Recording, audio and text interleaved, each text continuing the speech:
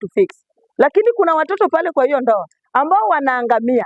Kama hauendelei vizuri, those kids they are not feeling well.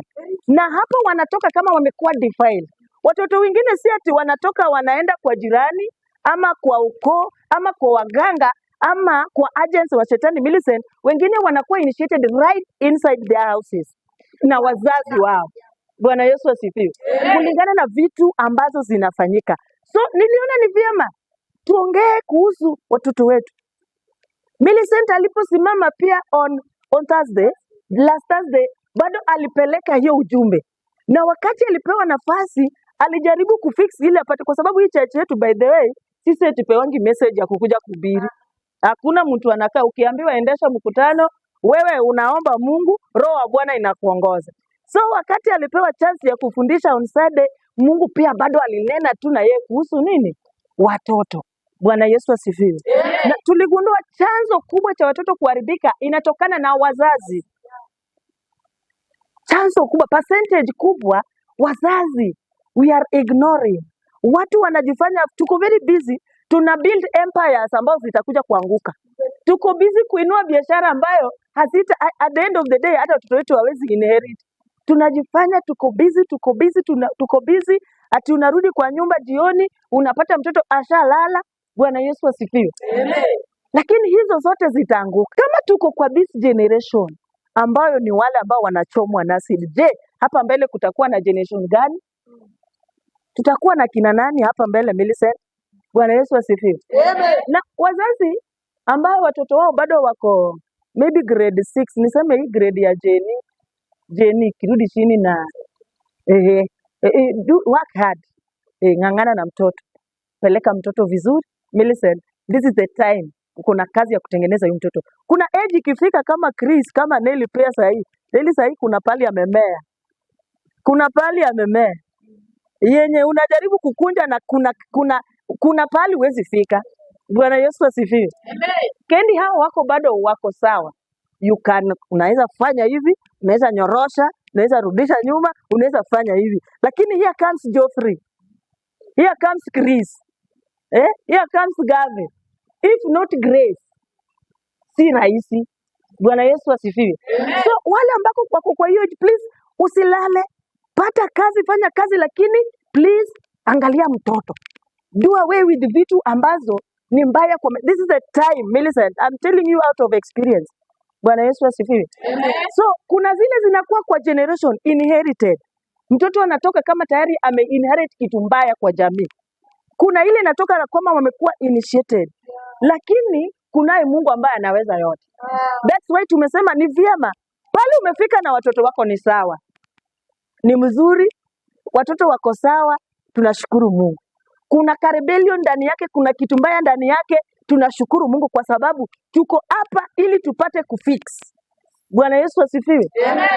Na kila mara tunasemanga wakati kuna baraka hapa haiwezi kosekana kukua ya kwamba kuna mamioyo ambao zinataka kuharibu hiyo baraka. Bwana Yesu asifiwe. But most of us siku hizi and I hope wale watafundisha watoto usiku, nataka vile nafundisha hivi ndio uende ufundishe. Kama wewe ndio utakuwa kwa hiyo idara, please photocopy and paste. Photocopy and paste. Kwa sababu vile ilivyo hivi ndio nataka ikue tena usiku. Ifike Judith naona amefurahia. Kwa sababu kunaye ule amewacha atakuja usiku. Atabarikiwa. Bwana Yesu asifiwe. Copy and paste. Ili wale watakuja usiku pia wapate kubarikiwa. Watoto ni blessings. But me I see kwa hii church tumefundishwa sana, ambapo hata mtu anapotaka kuanza biashara anakuja kwa madhabahu. Bwana Yesu asifiwe. Biashara inapo yumba tunarudi tunasema biashara yangu iendelee vizuri. Lakini hatujatilia manani kwa watoto, na watoto ndio investment ambayo imeshinda hata biashara yako. Mtoto ni very baraka ambayo ni ya maana sana kushinda hata kazi ambayo unafanya. Bwana Yesu asifiwe. Because this one is your lineage. Ina maana ikiuawa, mimi saa hii adui akuje akate Chris, akate Gabe, Seli na Fei, God forbid, I'm praying haitafanyika katika jina la Yesu. So where is my lineage? Si mimi nimeisha hapo ndio nimefika. lakini biashara unaweza pata pesa nyingine ufungue. So gani katikati ya biashara na watoto gani inafaa iangaliwe vizuri? Watoto. Bwana Yesu asifiwe. Watoto tunafaa tutilie manani kuhusu watoto. Wazazi tusikue busy kiwango ya kwamba hatutaki kuangalia watoto. Bwana Yesu asifiwe.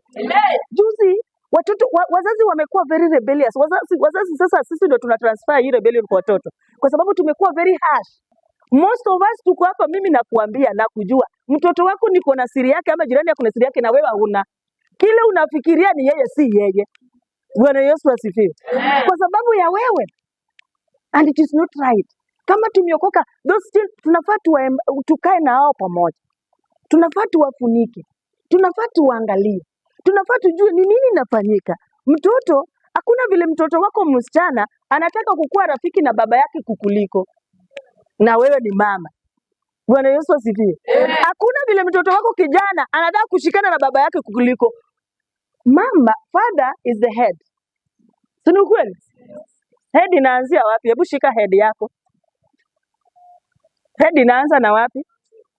Head inaanza wapi? Shika. Anza pale head inaanza. Na hiyo pati imebaki ni wapi? Ni kubwa. So, how comes unataka hapa tu ibebe watoto wako wote? How comes? So unaona kuna kitu inaharibika ele. Ati hapa tu umfeed na bills, school fees, chakula, watoto. Hadi wewe mwenyewe ni mizigo hapo huku. What is your part in this nini? Kazi yako ni gani? Bwana Yesu asifiwe. Amen. Bwana pewe sifa. Amen. So kazi zingine, that is why hata Mungu alijua, hata jamii ukoo wanajua vizuri nyumba ya Viki inapoharibika au utasikia jina ya Victor imetajwa na itawaitajwa. Kwa sababu wakati wanakuja pale wanauliza Helen amekula, wamevaa, and they don't care even kama wewe ndio ulivaa ununua hiyo nguo. Umekula, umevaa, nyumba imelipwa, wameenda shule na watoto wanaharibika. Makosa ni ya nani? Ya mama. Bwana Yesu asifiwe. They are the head. And most of the time I feel for those gender wako na kazi mingi. Wakati mwingine mimi nashukuru Mungu kwa kukua mama. Sometimes najiweka kwa hiyo shoes, naona ya kwamba mimi nimekataa watoto wangu kukua na relationship. I want them to be happy. Nataka wapendane na baba wao, lakini kuna vile sitaki aende sana na watoto. Kuna limit inafaa ifike. Bwana Yesu asifiwe. Because ikienda sana, Godliver alitufundisha, unakuta mtoto anaenda kukula nyama choma kwa mbao kwa hoteli. Imekatwa hivi, ashaanza kujua kukula kachumbari. Wewe unaweza mpeleka kukula hiyo? Wewe unaweza? Na alafu watoto wanapenda. Bwana Yesu asifiwe. Tulikuwa na baba, tumefanyiwa ABCD. Lakini wewe ni mama ambao umeokoka. Kuna some things unafaa uinstill ndani ya watoto, hata kuenda nao wao sio mbaya. Lakini mimi najua nita control. That is me. Wataenda watembea na baba yao, watafurahishwa Millicent, but I will be there meditating. Hallelujah. Wewe unafikiria wakati shetani aliona wale watumishi wanaenda pale na Ayubu, alikuwa wapi? Alinyemelea hapo katikati. And that is you. Wewe unafaa unyemelee everywhere. Kuna mtoto, kuna mzazi akisha release mtoto ameenda kwa guka, hataki kufuatilia. Ati ameenda kutembelea anti sleep over. Haujui ni nini inafanyika pale. Hujui the foundation ambayo iko pale. Bwana Yesu asifiwe. And then at the end of the day unashtuka mtoto ameanza kukua na tabia ambayo haujui. Na hii tabia imepandwa kwa nyuma yako, imemwagiliwa maji kwa nyuma yako, imetoka kwa... Kama unaona tu unabeba Biblia ya Yesu na unatumikia Mungu. Bwana Yesu asifiwe. Wazazi, let us come up. Do you know the suffering you are suffering, hata kama wewe ni mama hapa, you are suffering kwa sababu ya mtoto ambaye hakutengenezwa. Mtoto ambayo mzazi yako weka vizuri. Kuna baadhi za watoto umekutana na the likes of bwana yako ambaye alianza kuendesha baiskeli akiendea Omene ili aende shule. Mzazi alikuwa wapi? Ina maana mzazi hakukua kwa picha, alistruggle kukuja. Unapopata mtu unaona mtu ambaye ako very bitter, ako na anga, anataka ishi na yeye, anakupiga kwa sababu kuna kitu iko ndani yake ambaye haifai. Hakukuwa na mtu ambaye amsaidia. At the age of small age, mtu ameanza kujua ya kwamba yeye ndiye anafaa afeed watoto wao huku nyuma. Ati yeye asipotoka aende alime, asipotoka aende alete omena auze, watoto wao watalala njaa. Bwana Yesu asifiwe. Sasa hao ndio wanaume tulikuja kupata. Hata kama umepata Yesu bado itakuwa ngumu. Bado lazima utakuwa patient mile. Bwana Yesu asifiwe. Mtu ambaye amefundisha watu wa nyuma yake, alafu pia umekuja kama bibi, unataka vitu zikuwe sawa, it will not work. That is why sisi wazazi ambao Mungu ametufungulia mawazo, tumejua Mungu, tunafaa tulee watoto wetu kwa njia ambayo ni ya Mungu. Bwana Yesu asifiwe. Vita ambayo unapiga kwa nyuma yako ni mzazi, ni mtoto ambaye hakulelewa vizuri. Vile wewe una behave, kuna rebellion, kuna kitu ilipandwa ndani yako yenye haukukuwa na mtu ambaye alingeweza kukaa na wewe chini akusaidie. Sasa wewe umegaga tu, umefika pale umefika. So ni ngumu sana ili hiyo kitu ikutoke. Itakuwa kupenda kwako. Bwana Yesu asifiwe. Vita ambayo iko kwa nyuma yako sio usiati umependa. Ile utakaa na wale watoto Millicent kuamuja pale, you are making their future. And the moment you are making their future, you are making the generation to come. In gitichi maduong. Moloyo kata wewe. Wale ambao wana handle anataka come up kwa sababu mko na kazi kubwa. Bwana Yesu asifiwe. Amen. That is a very very big ministry ambayo unafaa ukitembea ukiamuka umbie Mungu, to God, what am I going to tell those children today? How am I going to shape them? Hapo ndio unafaa unawamenta. Hapo ndio utapata mtoto ambayo anaanza kuchaka kwa sababu familia yao iendelee vizuri. Tokanye minyalokonye. Millicent, hapo ndio unaweza kula. Niposa Yesu alisema, wacheni watoto wadogo waje kwangu. Hapo ndio unaweza kuwasaidia. Watoto wengine wanarebewa at that age. Na kama haijawafikia, feed maneno kichwa yake na vitu za Mungu. Na vitu za zinaleta manufaa na vitu za Mungu. Asikuwe ni mtoto ambaye akitoka. Unajua rebellion inaanzanga kama mtoto ni mtoto kama anataka kukua rebellious utaona. Ni mtoto unamwambia zima TV na unaona mama mimi nataka kuwatch. Mimi sitaki kuzima. Bwana Yesu asifiwe.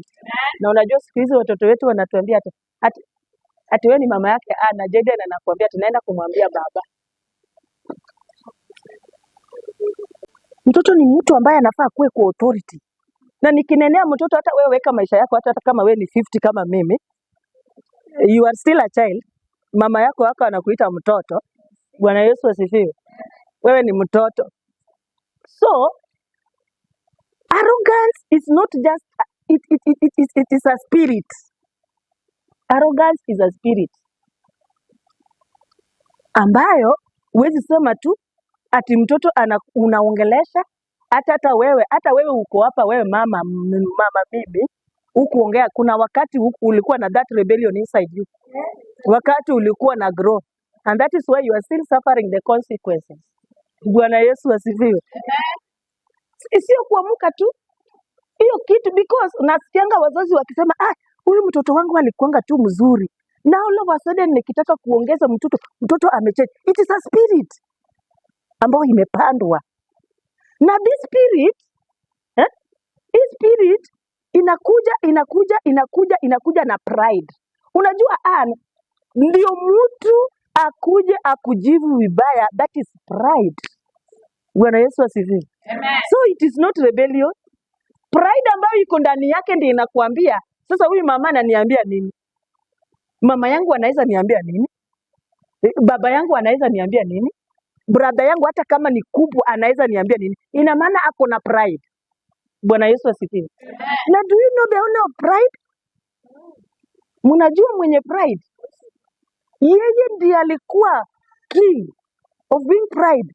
Kile ilifanya shetani wakawachana na Mungu kama walikuwa nafanya kazi, ilikuwa that prideness. Bwana Yesu asifiwe. Mtu pride hataki kubao kwa authority. Mtu pride hataki kuambiwa. Kama iko ndani yako anza kusema tu. Ni kambegu kadogo hivi, lakini ndio inasababisha everything that people are passing through. Kila kitu mbaya ambayo watu wanapitia inatokana na hiyo pride.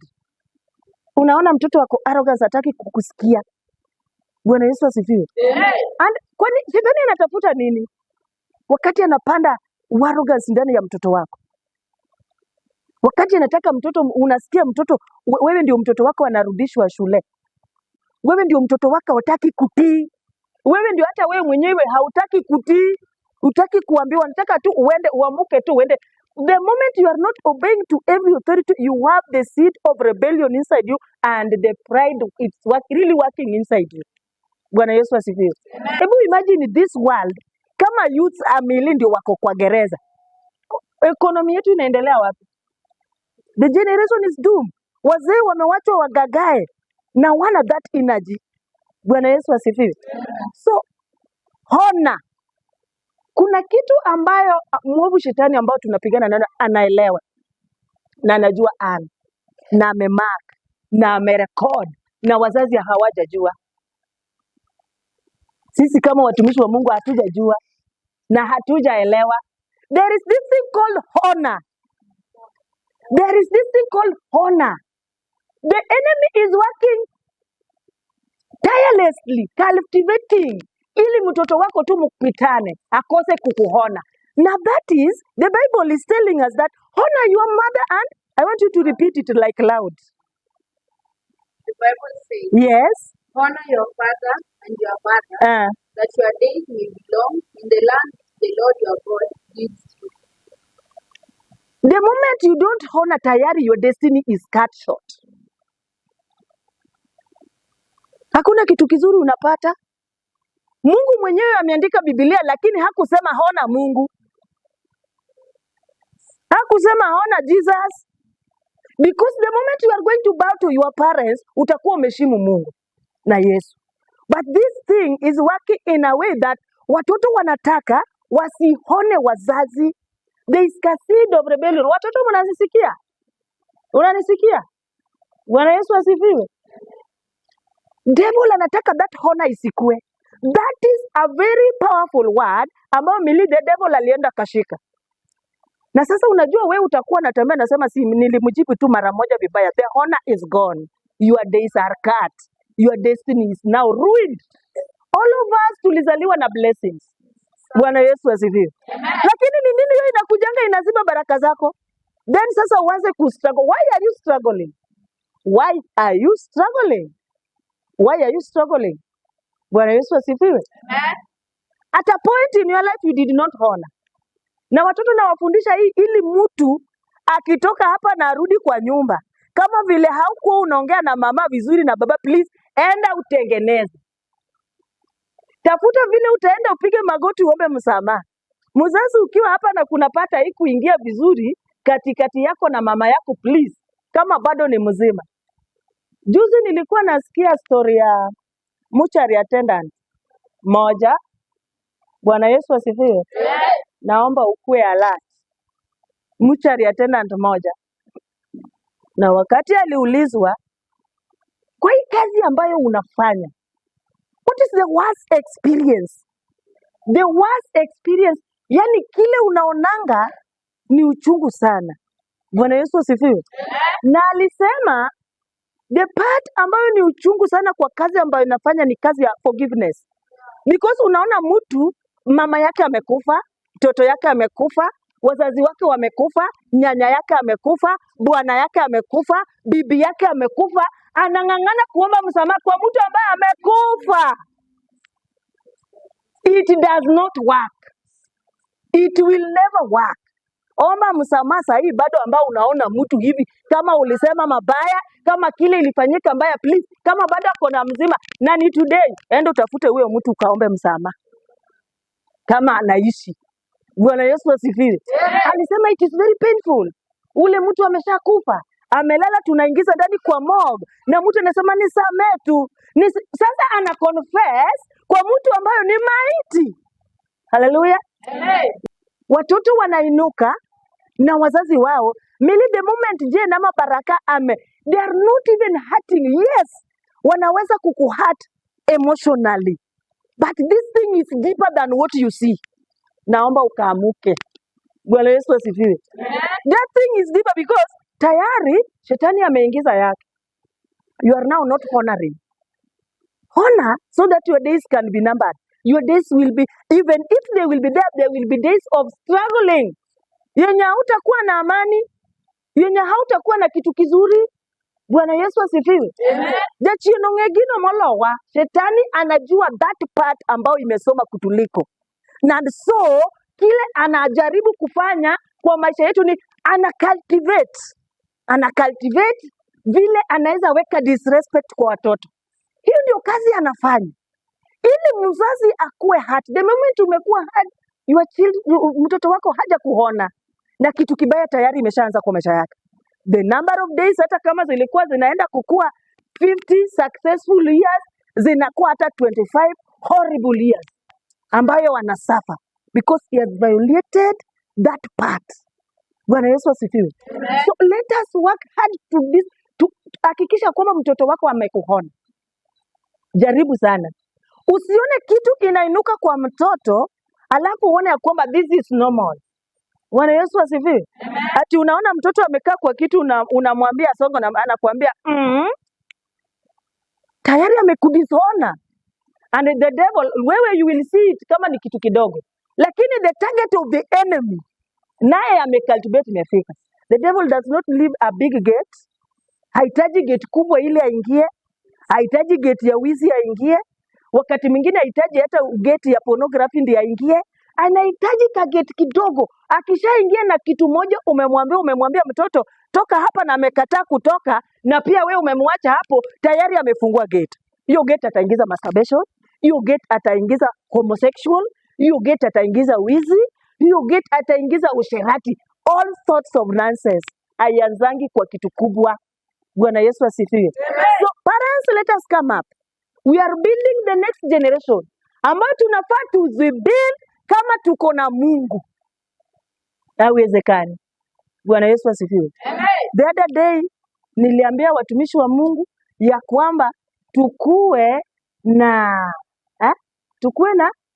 house what? Prayers, services kwa nyumba zetu. Wangapi bado wameshikilia? God bless you. Wake up kwa nyumba yako, watu wasome Biblia, waombe na muombe. Bwana Yesu asifiwe. Tengeneza altar. Millicent, kwa hiyo altar ndio utajua tabia ya baraka. Kwa hiyo altar ndio utajua kama mchana alizunguka mpaka jioni imefika. Wakati mtakuwa kwa hii altar mkiomba utanotice something. Before iende sana utakuwa umeipata. Bwana Yesu asifiwe. You don't need a Owino and Geoffrey ndio hii kitu ifanyike. You only need Junior. You need Junior and you. And more so, you only need you. Bwana Yesu asifiwe. To build a family altar, you need you alone. Wachana na watu wengine. Bwana Yesu asifiwe. Mimi nilirudi nikaweka sherehe nyingine ya kwangu. Because niliona best tuko na altar, we are praying. But nilikuwa naona wengine mara wakuje late, mara wafanye nini. Niliweka saa yetu ni 3 sharp. Tunaomba. Aidha nimepatikana mimi, ada Faidi amepatikana kwa hiyo altar, atasoma Biblia, aimbe damu, the rest wakuja wa console. Mulisoma Biblia gani? Because ile niliona mwingine anataka kuja, akikuja akai sijui bado anataka kufanya nini. Munaenda hapo mnafanya kitu ni kama watu wa mama ya juu kule walitoka na kitu wanataka. Bwana Yesu asifiwe.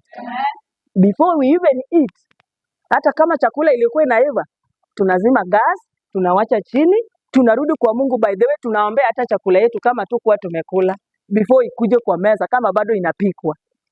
Ili family altars inasaidia. Jenga family altar. Unasoma Biblia. Utimba worship God. Read Bible. Imba damu ya Yesu. Msome Biblia ya mwisho. Muombe. Mungu atawafunika. Bwana Yesu asifiwe. Wacha kuleta excuse ati nani ataki. Nani ataki, wewe you are the priest of that house. You are the priest of that house. Bwana Yesu asifiwe. Wakati mwingine walitembelewa na watu huko nje. And then wanataka kuleta kwa altar yako kiburi. Please, wewe ambao uko humble, enda pale, piga magoti, soma Biblia, do the process, fanya yote. Ile siku wamekuja wote, wakaribishe. Bwana Yesu asifiwe. Lakini don't waste time kwa sababu ya mtu ambaye haujui kule anatoka ama kule alienda. That one soul ambayo amenyenyekea Mungu na watawarehemu wote. But ni vyema kama watu wamekaa wote. But kama hao wote inaweza leta shida, please answer alone. Bwana Yesu asifiwe.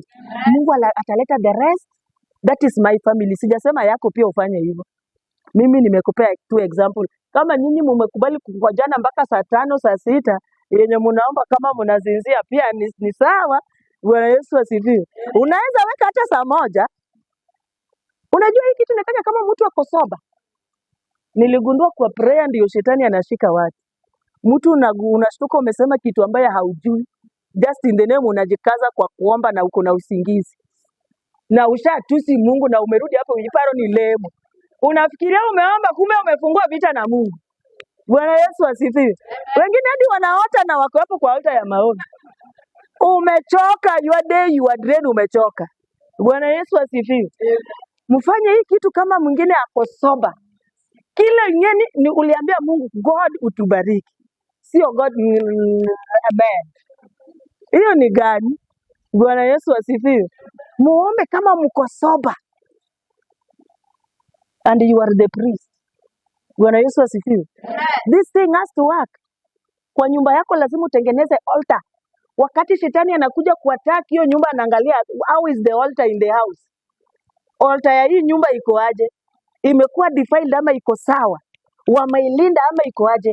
Kuilinda inakuhitaji wewe. Waache kutafuta watu wengi. They will join you.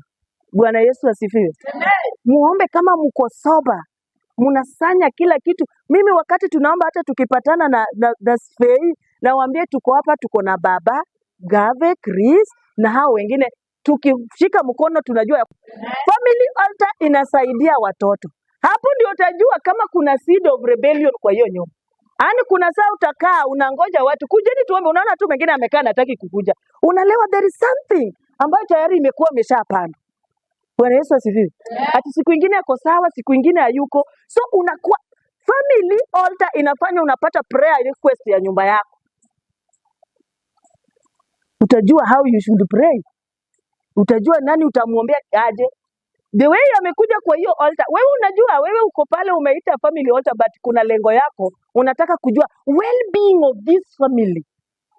How is this person behaving kwa hii altar? Na kama bado wataki, what is the reason?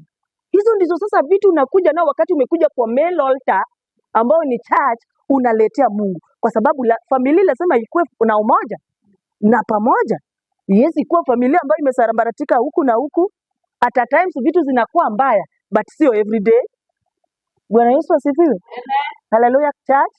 There is this land ambayo Mungu anapanga kupeleka watoto wetu. There is this land ambayo Mungu anapanga kupeleka your generation.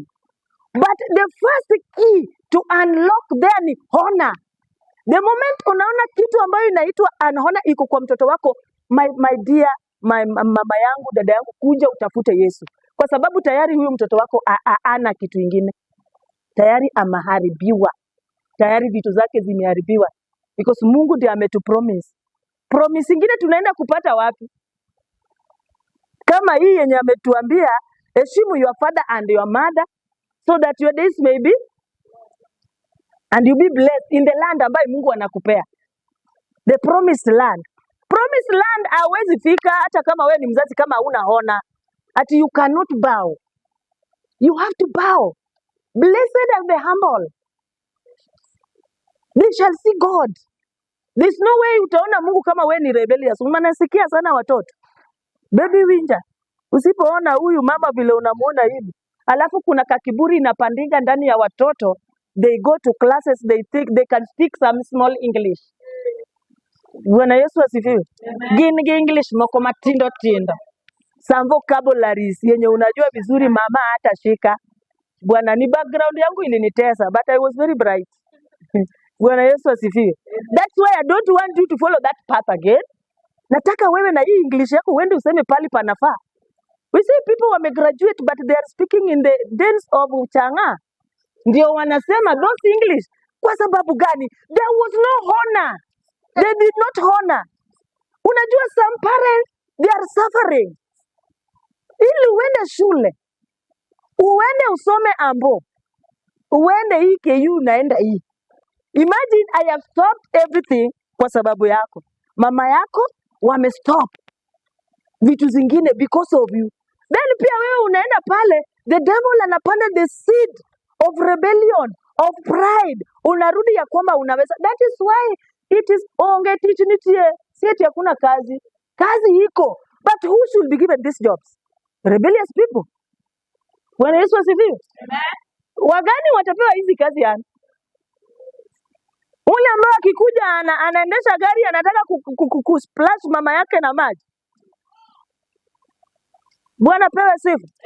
Ule ambao akidrive gari anaona kwamba my mother should not sit in the front seat, better my girlfriend. Eh? Where? Kidogo kidogo gari imepata accident na ipatikani tena. Bwana Yesu asifiwe. Hallelujah. Ambo, umenunua gari. You have your husband. Your mother is there and your father. Who should be in the front seat? Otek.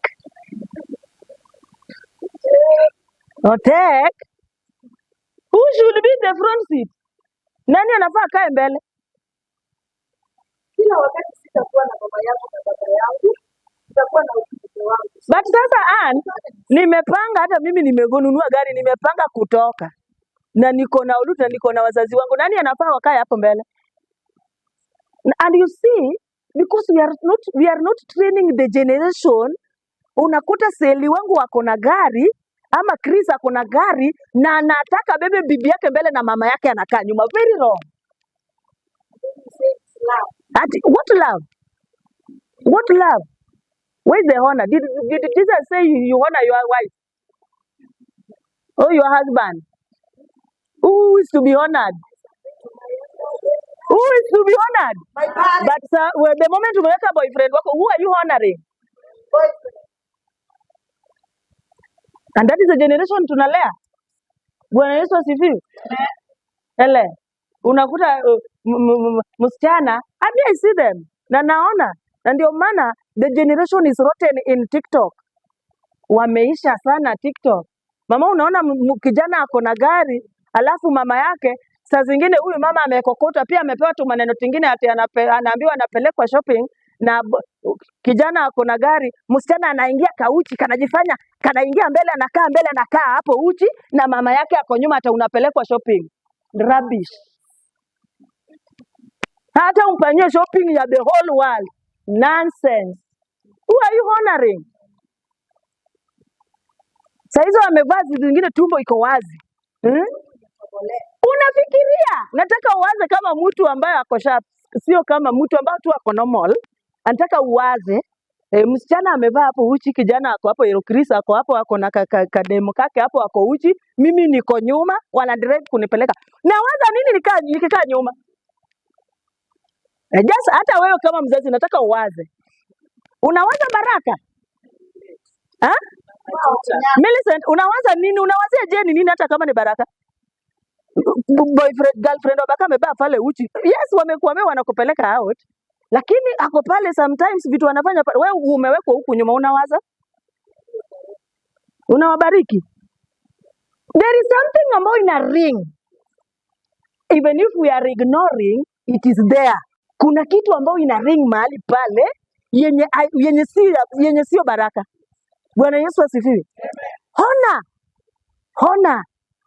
Honor. Because we don't train the generation, tunaogopa watoto wetu kukaa nao chini kuambia kwamba this is not right, this is. Unajua, me I love telling the truth. And I know the truth will set me free. Bwana Yesu asifiwe. Mimi ikifika pale pa kukuambia ukweli, I prefer you be my enemy. And I want you to be my strong enemy. Sio enemy ya kujaribu, enemy powerful. Because nimekuambia ukweli. Bwana Yesu asifiwe. Ikifika ya kusema ukweli, nitakwambia ukweli na ukweli itaniweka uhuru. Wewe hutaniweka uhuru, wewe utanifunga. But the truth ambayo nakwambia itakuweka uhuru. Itaniweka hata mimi uhuru. Bwana Yesu asifiwe. It does not make sense. Bwana Yesu asifiwe. Where was this boyfriend ama girlfriend wakati huyu mama ambayo sasa ako nyuma alikuwa anatembea na mguu patipati ya blue na red.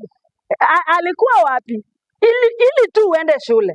Ndio ufike upate gari akae nyuma, huyu mtumishi akae mbele. Where was this girl?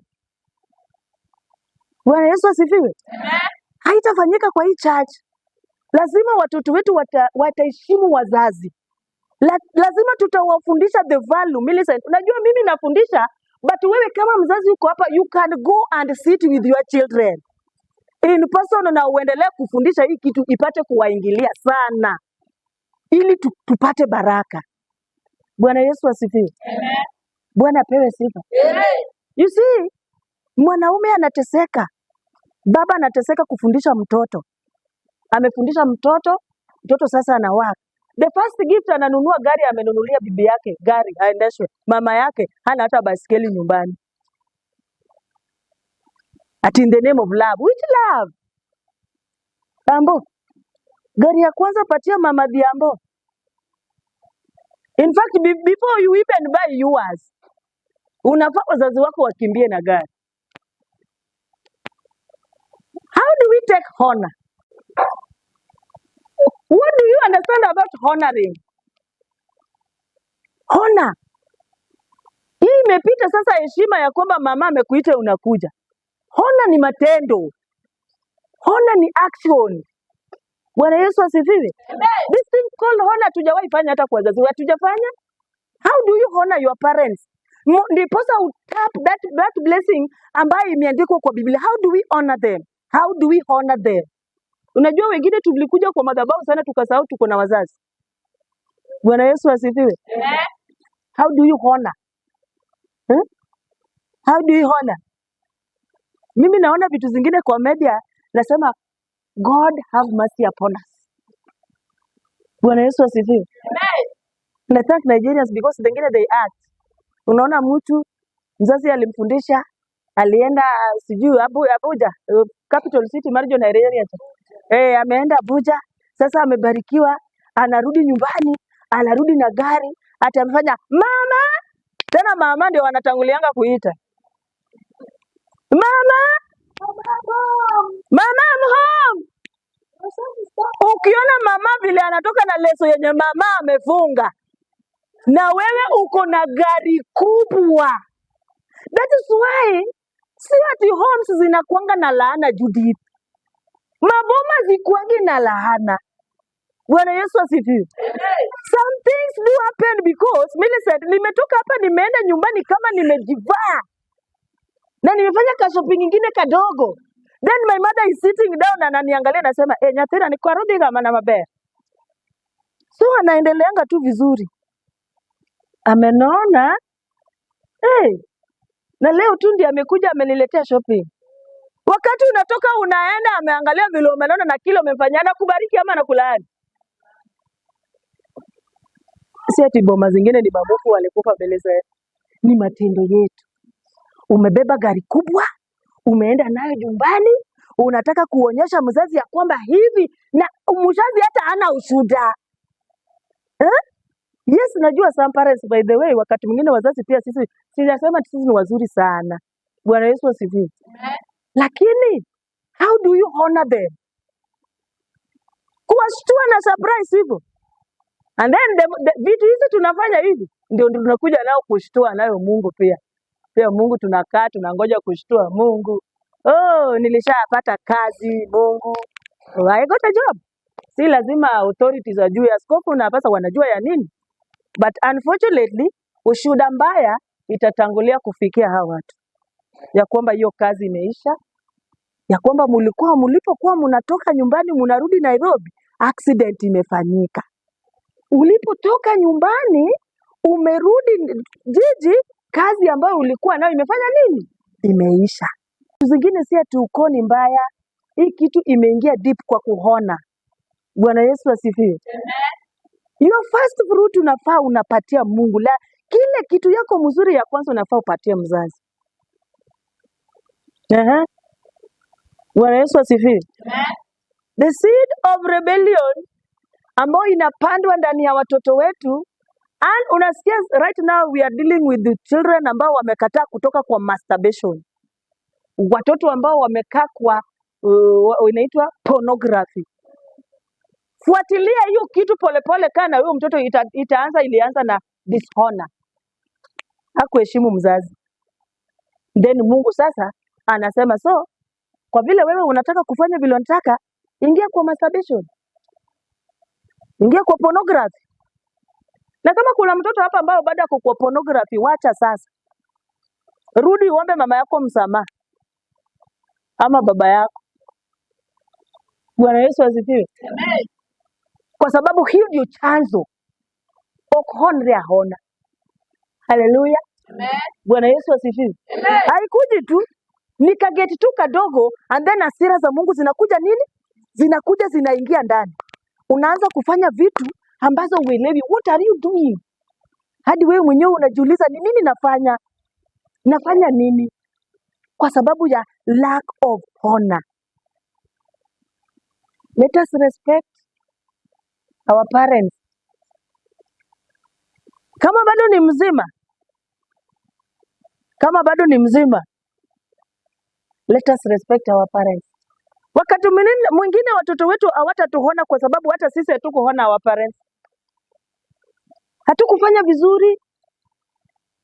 Lakini sasa watoto wako wataanza kukuona aje?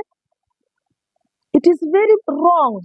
Mtoto mdogo unasikia anaenda shule, na mtoto mdogo ndio pencil ikipotea bag yake ndio inapatikana.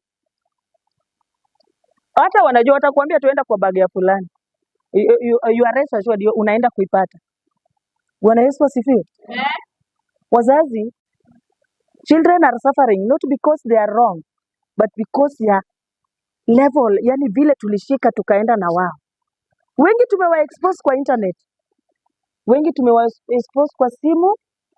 Mtoto ni 5 years old, asapewa laptop, ashakuwa na simu, naingia kwa data, hata ufollow ni nini huyu mtoto anafuata. Nilisikia mwingine alikuwa na confess, tukishaona mtoto ambao ako very bright, ako na future, na tunaona watoto wake wamefungua gate ya simu na vitu kama hizo, tunaingia kwa hizo simu na tunapanda that rebellion. Vitu ana watch, iwe ni cartoon. Kuna cartoons ambazo zilikuwa designed kwa ufalme of giza. Mtoto akiona tu hivyo anaanza kukua wild. Ka spirit kinamuingililia ndani. Bwana Yesu asifiwe. Bwana Yesu asifiwe. Amen. Mtoto akiwatch tu hiyo cartoon, unafikiria ni cartoon na watch, kuna spirit inaingia ndani yake. Do you even check vile what children are doing with the phones tunawabaia? Yes, tuko na pesa, tunaweza wanunulia simu. Tunafuatilia kujua wana watch nini. Bwana Yesu asifiwe. And nowadays watoto wako na habit ya kwamba mchana wanalala na usiku wako on.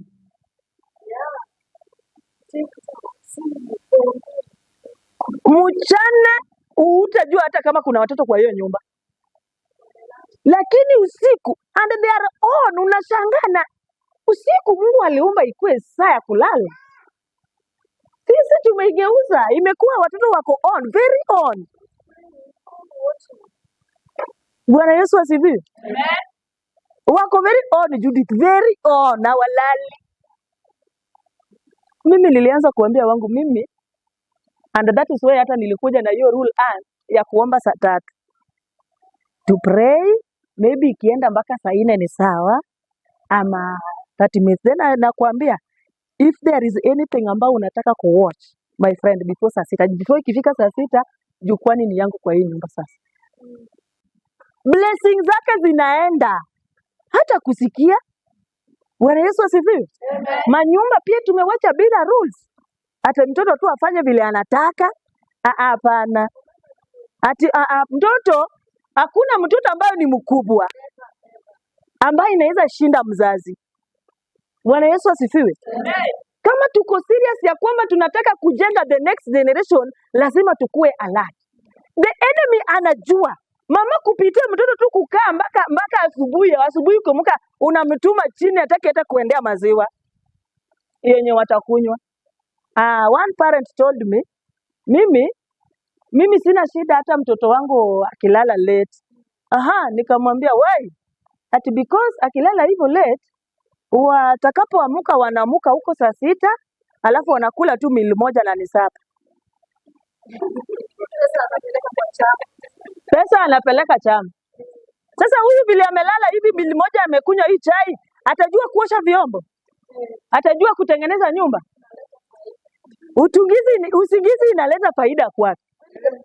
Bwana Yesu asifiwe. Unasikia wamama sisi? Unasikia pale unachangia? Ati sasa hata wakiamuka watakunywa tu chai, na hiyo chai sasa wakikunywa inakaribia sapa. So hauja. Unaona? Bwana Yesu asifiwe. Mimi nimekataa past saa 6 kwa nyumba yangu nisikupate kama iko tena ikielekea saa 5 si nimeshaomba. Narudi tu nakaa na study my Bible, nakuja baadaye nakuja kukaa hapo. Nishaanza kuweka my programs kwa TV. Itakubidi utafute vile utaenda kulala. Bwana Yesu asifiwe. Because I have to control everything. There is this thing called family ministry.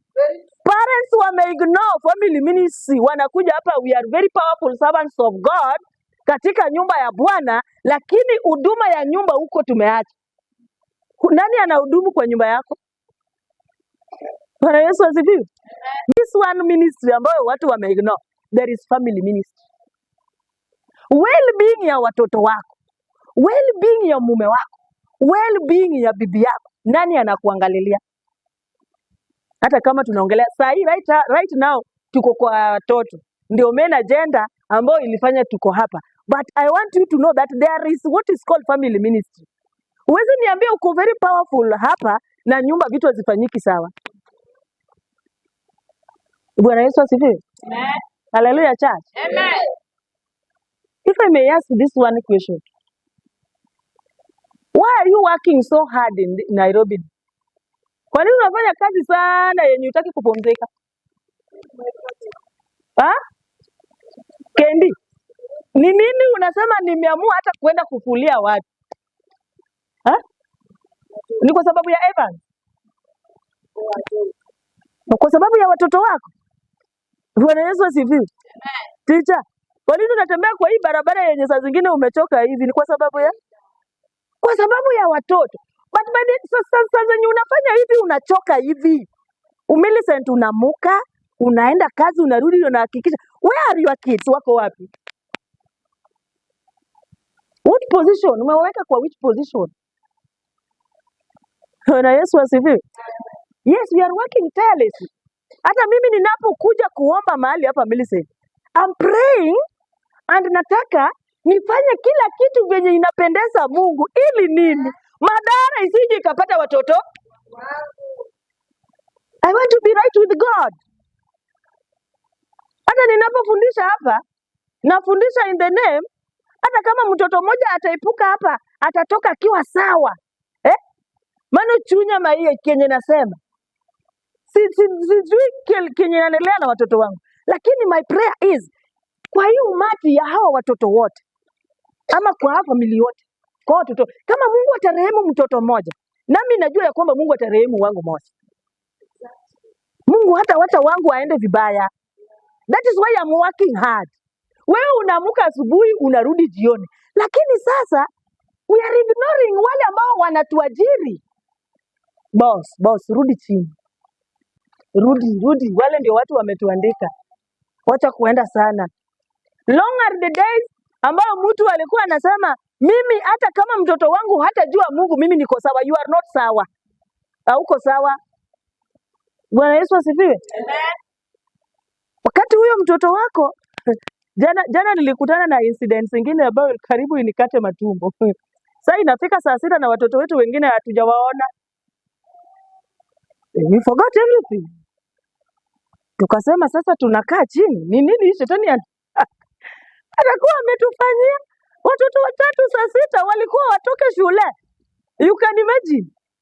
Saa 6 inaelekea. Watoto ni wasichana wangapi? Wawili walitoka tu vizuri kwa nyumba, wameenda kuleta sister yao warudi. Saa 6 na wajakuja, na huyu mkubwa na mdogo wake walikuwa na simu imeenda off. Sasa ni saa 6, sasa tunapiga simu haipatikani. Tell me, are you okay? Saa 6 na ni wasichana. We stopped everything. Kila mtu amechukua position ya kusii Mungu wenwa. Hata kama tulifanya dhambi. Juu hii haitawezekana. Ina maana hao watoto awanga, we thank God before saa 6 ikielekea saa 11:50 hivi walifika. Tena wakatoa ushuhuda tukashukuru Mungu. But niambie, in that state, mama ya huyu mtoto, kesho hata kama ulikuwa unaenda kazi, umeandikwa kwa bank, umeajiriwa na daktari, unafanya business, ungeenda kama wako? Ungeenda, unaweza enda. Na why are we ignoring them? Because they are our boss. Moja kitu ikimfanyika, hii hata hatukuconfirm wako wapi, tushajua vile tunataka kupambana na shetani. Ile tuachilie. I thank God walirudi. Bwana Yesu asifiwe. Unajua mimi hata hii message ambayo niko nayo hivi powerful singekuwa nayo ana. Hauondi nango. Singefundisha hivi na ujasiri kama wale watoto bado singejua wako wapi. Because ni watoto wa hudumu hapa. 3 of them hawako. Alafu unataka kuambia watu nini kuhusu watoto sasa? Bwana Yesu asifiwe. Bwana, your first business is your family. Unapochukua mtoto unamuongelesha, kuna njia mingi za kudiscipline mtoto. Kile ambayo unafanya unatembea ili usishikwe na aibu ni hao watoto. Mwingine hata tungelala tu. Tungetulia. Wazee wanatoka asubuhi hata wanapambana na vitu magumu kwa sababu kuna watoto. Where are we investing? Because of the future generation ya watoto wetu. But wale watu ambao that day when Millicent alikuwa anafundisha, alitupea example. Bwana Yesu asifiwe. Na hii nyumba ambayo ni mzuri, hii building kutoka hapa mpaka pale. Bwana Yesu asifiwe. Alitupea example.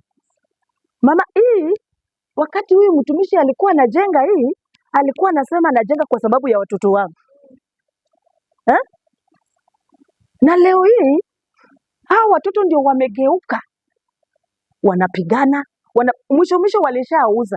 Hata mimi nilisikia wameshauza. Koro, why are you working hard building empires which will not last? Hao walikuwa wanafundisha na walikuwa wanajenga, wanasema watawachia watoto wao, na watoto waliweka wapi? Hao watoto waliwaweka wapi? Wakati walikuwa wanafundisha, wanajenga, wana-invest, walikuwa invest hao watoto wakiwa wapi Millicent? Walikuwa wanaonyesha njia ya Mungu. Walikuwa wamekaa wanasema ati watakaa. Sasa hii the energy is waste. Because this one ni kitu ambayo inafaa. Mimi nataka hata nikitoka hapa naenda kujenga. I'm planning to build. Nataka kujenga. I want to invest. Because I am not that one woman ambao nitakufa na niseme ya kwamba hakuna kitu watoto wako wata-inherit. They have to inherit. Na waki-inherit, nataka Chris aki-inherit kitu kwangu, mtoto wa Chris pia a-inherit, mjukuu wangu na wajukuu iendelee hivyo. Because this is something which is asset, permanent. Tukuro kuwa tumezaa watoto wenye wanauza vitu zenye tumeinvest. They don't know how much you have struggled. In the name, we don't tell our children the truth. So we are working in vain, Judith. Hata kama tunakuja mbio, hata kama tunafanya nini, there is that part ambayo tunafaa tuangalie kuhusu maisha ya watoto wetu. At times, mama, I know you are very busy.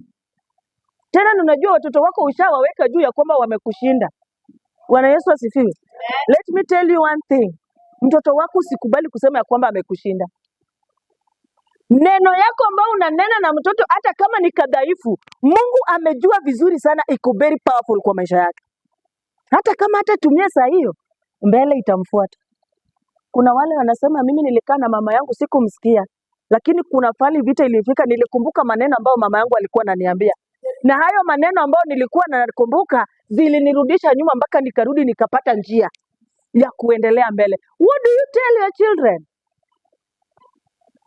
Wazazi, this is Nairobi, capital city of Kenya. Wakina nani watoto wako wanakuwa involved nayo? Unafungua tu gate, huyo ni jirani mzuri. Kaa tu na watoto wangu. We kaa tu na watoto wangu. Watoto hawakui destroyed kama wamekoma. Mtoto anakuwa destroyed kama bado ako very innocent. Kama bado ni mdogo.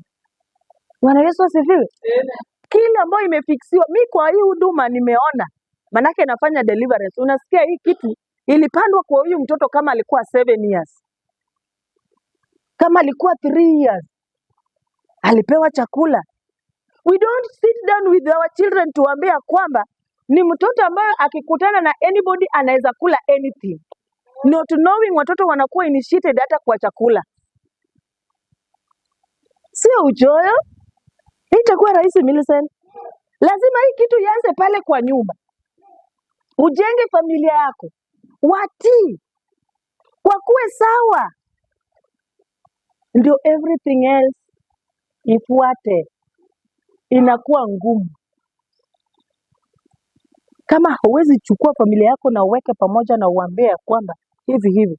Unajua you try to make them pamoja hata kama ifanyiki, lakini bado unapelekea Mungu. Until the day it will work. Na it will definitely work. Don't lose hope. Siku ya kwanza maybe imekataa. That's why nilisema family altar, anza, you are the priest.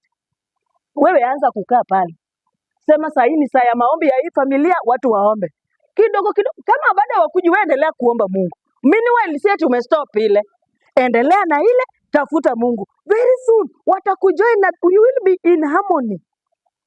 Mungu ambaye ananena yeye anajua kuna nguvu juu yake. Bwana Yesu asifiwe. Anza na ule ambaye amekubali kukuja pale kupiga magoti. Anza kuwasomea neno la Mungu. Wakati mwingine mimi sometimes when I see people are very busy na najua maana yake, I read the Bible na I worship na imbe damu naomba. And there is also tomorrow. Bwana Yesu asifiwe. Don't force. Root cause in demonic rebellion kwa wanarika, kwa watoto wetu. Nilisema ya kwanza ni kukosa kukuhona. Hona is guaranteed ya kwamba iko na baraka. Bwana Yesu asifiwe. Bwana pewe sifa. Si umesoma hiyo Biblia ambapo inasema ya kwamba honor your mother and mother. Ijasema honor God or Jesus. Because Mungu anajua pale baraka iko. But then adui ambao tunapigana nayo anaelewa ya kwamba these people I want to rob their destiny. So I want to instinct the spirit of arrogance ndani yao. Mzazi ambaye anaokoka anajua mtoto ambaye ako possess na mtoto ambaye ni castrate ndio inamsumbua. Kuna mtoto ambaye ako possess ambaye hata wewe ukiangalia hivi ukianza vitu wewe ndio utapigwa hapa. Unasema hapa I need God. Nahitaji Mungu aingie nisaidie kupiga hii vita. Siwezi piga hii. Unahepa mtoto nikana kwamba you do know sometimes mtoto ambao umezaa anaweza sema jambo na uangalia na ujifanya kwamba hujasikia. Si ati hujasikia. Umeisikia na umeisikia vizuri. But Millicent, you are going to act on that thing because umeiona kama it is not normal. It is not right. Kwa mtoto ambao umezaa kuanza kukuongelesha vitu ambazo haziko. Bwana Yesu asifiwe. It is not okay. Si sawa. Bwana pewe sifa. That's why we are here. Ili kitu Yesu anatuambia kila ambaye hakupanda yeye atang'oa. Na alisema wewe ndio you are the priest of that house. Wewe ndio unafaa uangalie ni nini kizuri inafanyika ama ni nini mbaya inafanyika. Bwana Yesu asifiwe. Amen. Lazima kitu kizuri itokee. Tusiogope watoto ambao sisi wenyewe ndio tumezaa. Bwana Yesu asifiwe. Tunapoona ya kwamba kitu aendelee vizuri, sasa hii ndio saa ambao pia Yesu pia ametupea kibali, anasema kwamba leteni njooni nyinyi ambao mumelemewa na mizigo ambayo ni ya dhambi, ambayo ni watoto wetu, ambayo ni familia zetu, ili mimi Mungu nipate kuchukua hizo mizigo. So that one is what we are getting from, tulisoma nini, Exodus 20:12 ambayo inasema ya kwamba honor. So when you are not honoring them, now Mungu anapea vultures kibali ya kukuchukua na zaidi ya yote ungolewe macho, yani wewe ukue kipofu. That is why chochote ambao utafanya utakuwa unafanya blindly. Utakuwa na masturbate blindly. Utakuwa na watch pornography. I don't understand kama mtoto kama rika huyu ya baby anakaa ana watch pornography just even for 5 minutes. Ina maana huyo ni kipofu, ni mtu ambaye Mungu ameshachoka na yeye. Because kama wewe ni mtu ambayo Mungu bado anakupenda, haizi akakuacha. If you see that content unapita ni kama hutaki kuiona. Lakini kwa sababu you have dishonored your parents. Have you imagine? Most of us we are suffering those sufferings. kwa sababu hatukuwaheshimu. So sehemu gani wewe ulitupwa na mimi? Are you comfortable wazazi pali tuko? Bwana Yesu asifiwe. Na if you are not comfortable, what are you doing in the lives of your children ili wasije wakapitia hiyo hali? What are you telling them? Unawaambia nini? Wakati unatoa mtoto ya kwamba yes, unamwambia tunaoga tunaenda church. Akisha kuja church alafu Bwana Yesu asifiwe.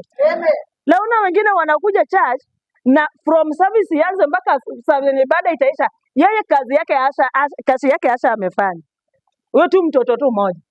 Yeye ndio Asha amefanya kazi yake tangia watu waingie mpaka watu watoke. Lakini umejaribu umemwambia kuje church kufanya nini? Kusumbua Asha. What are you telling them wakati wanavaa nguo wanakuja church? Church tunaenda kufanya nini? Wazazi tuko na kazi kubwa. We have a very very big. Tuko na kazi kubwa. Watoto watasikia lakini sisi ndio tuko na kazi kubwa. Yaani mtoto wako ndio kazi. Asha akitoka nje ni yeye, tena anarudishwa, tena yeye ukitolewa kwa hii kona nyingine bado tu ni yeye. Bwana Yesu asifiwe. And unaona kenye Biblia inasema itafanyika Noa. Kile wengine ilisikika Rama kama mama walikuwa wanalilia watoto wao. That is your lineage. Bwana Yesu asifiwe. Yes, ameshafika pale shetani alipata mwanya ni sawa. What are you doing? Are you also happy? Ni ndo mapinyiruma ler. Bila kuamuka useme ya kwamba hii saa nataka kuamuka saa 6 for 1 month kwa sababu ya Kristo. Nione kama Mungu atashindwa.